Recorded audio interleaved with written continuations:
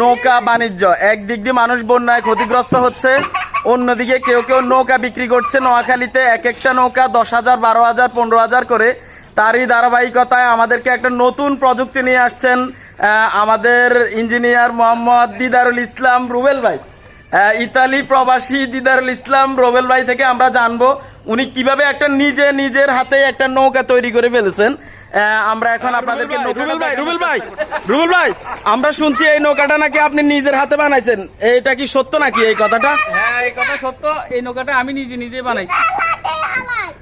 সত্যি করে বলেন ভাই, এই নৌকাটা কে বানাইছে? এটা আমি নিজেই বানাইছি। কিভাবে বানাইছেন, কিভাবে কি জন্য বানাইছেন আর কি? কেন কি বাজারের নৌকার দাম বেশি নাকি?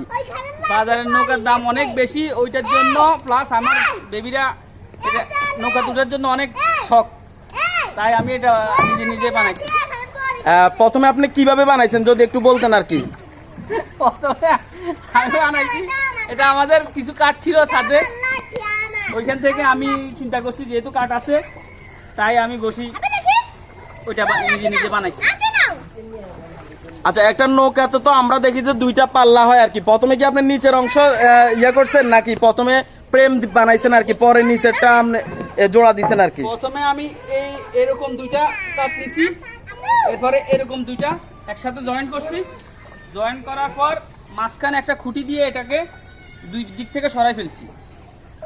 এরপরে নিচের এই খন্ড খন্ড করে নিচে কাঠগুলা বসাইছি। আপনার কত টাকা খরচ হচ্ছে আর কি? এই নৌকা বানাইতে আমার 850 টাকা খরচ হয়েছে মাত্র, আর 90 টাকা জলে গেছে। আর কোনো খরচ নাই না। আর কয় ঘন্টা সময় লাগছে এই নৌকাটা আপনার বানাইতে? এই নৌকা বানাইতে আমার এই 3 থেকে 4 ঘন্টা লাগছে। আচ্ছা ভাই, যারা নতুন করে নিজেরা নৌকা বানাইতে চায় আর কি, তাদের জন্য আপনার কি পরামর্শ আর কি? তাদের জন্য পরামর্শ, যদি তাদের ওই কাঠ থাকে তাহলে তারা নিজেরাই চেষ্টা করলে এই নৌকাটা বানানো সম্ভব, এটা অনেক সহজ। আর এতে করে আমাদের ওই যে বাজার যে সিন্ডিকেট, এই সিন্ডিকেটটা দূর হবে আর কি নাকি? আপনি জাতিকে এটাই আমার মনে হয় বাজার সিন্ডিকেট দূর করার জন্য আপনার এই প্রযুক্তি নাকি? হ্যাঁ হ্যাঁ, ঠিক আছে, দেখি একটু চালান তো, এদিকে একটু চালান। বসে থাকো লড়িও না,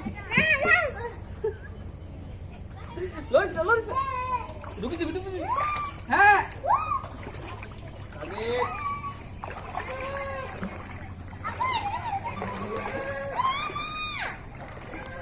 ভাই নৌকা কি পানি উঠে নাকি এই যে বানাইলেন? এটা বাজারে নতুন একটা লাসা বাইরে এসে গাম, ওইটা এই দেখেন এই গামটা ইউজ করলে নৌকা তার পানি উঠে না। মানে আপনি কোনো ধূপ ইউজ করেন না, এখানে গাম দিবেন, সবগুলা গাম, শুধু গাম।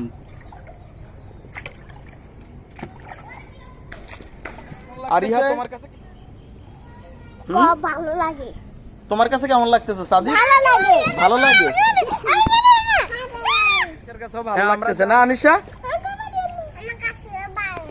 হ্যাঁ, তোমার কাছে কি হয়েছে? ভালো লাগে। হ্যাঁ, এই নৌকাটা কে বানাইছে? কে বানাইছে এই নৌকাটা? কে বানাইছে বলো বলো বলো বলো, এই নৌকাটা কে বানাইছে? তুমি বলো, এই নৌকাটা কে বানাইছে? তোমার বাবা। ঠিক আছে,